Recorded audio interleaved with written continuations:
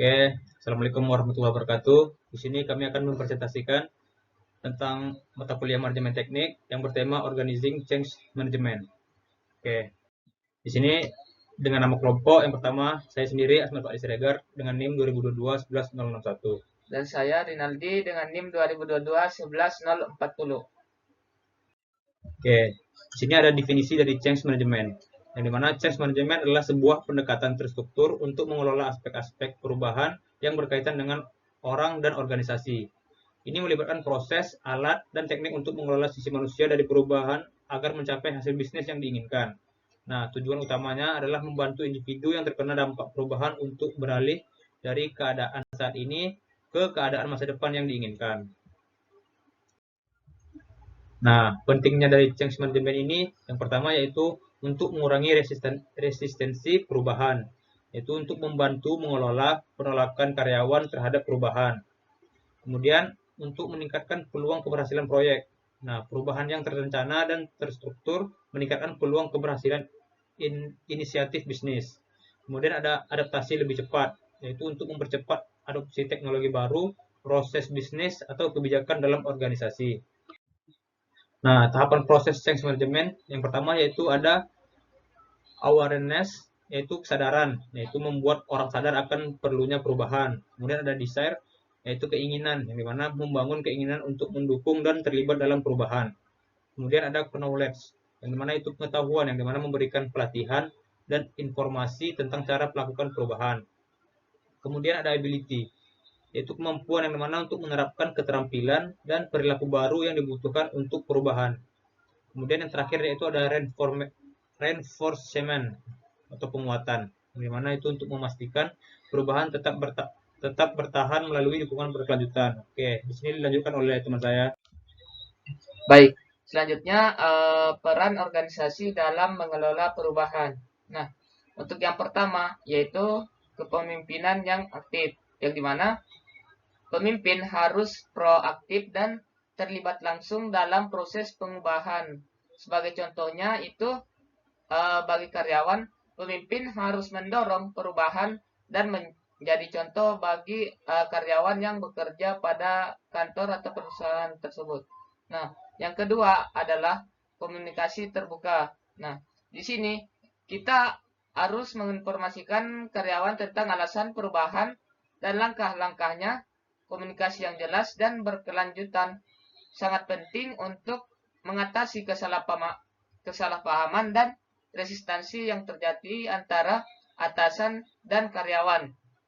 Nah, selanjutnya keterlibatan karyawan.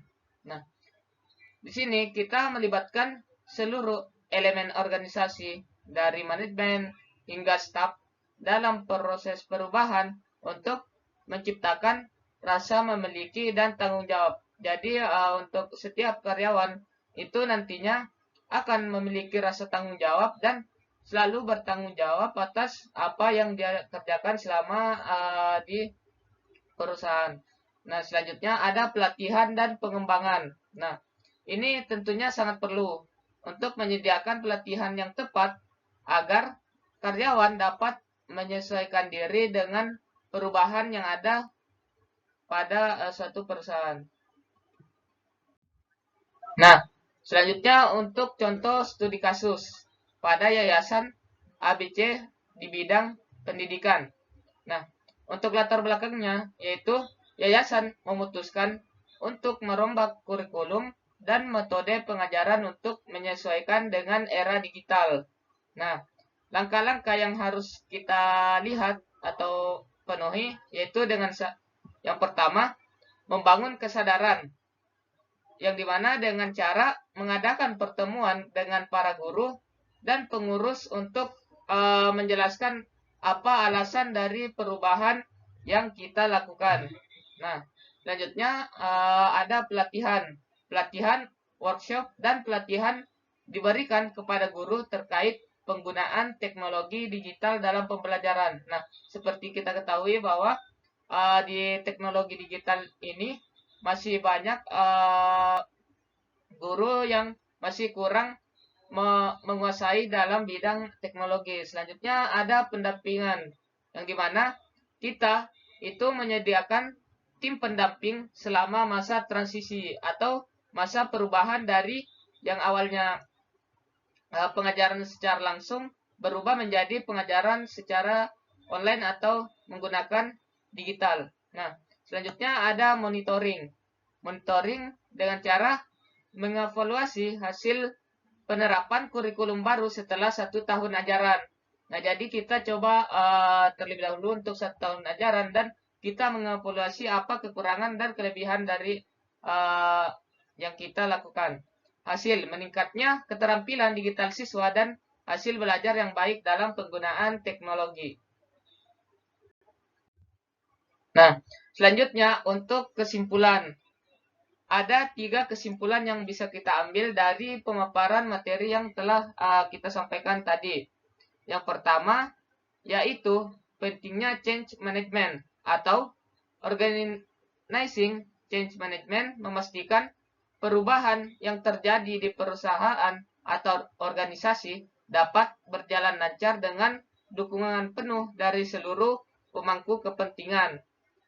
Selanjutnya, ada tahapan kunci. Dengan memulai dari membangun kesadaran, perencanaan matang, hingga implementasi dan evaluasi yang berkelanjutan. Selanjutnya, untuk studi kasus. Penerapan yang tepat itu dapat membawa hasil yang signifikan, baik dalam peningkatan efisiensi maupun adaptasi teknologi baru. Oke, mungkin untuk pemaparan materi dari kami cukup sekian. Lebih dan kurangnya dimaafkan. Terima kasih. Saya tutup. Wassalamualaikum warahmatullahi wabarakatuh.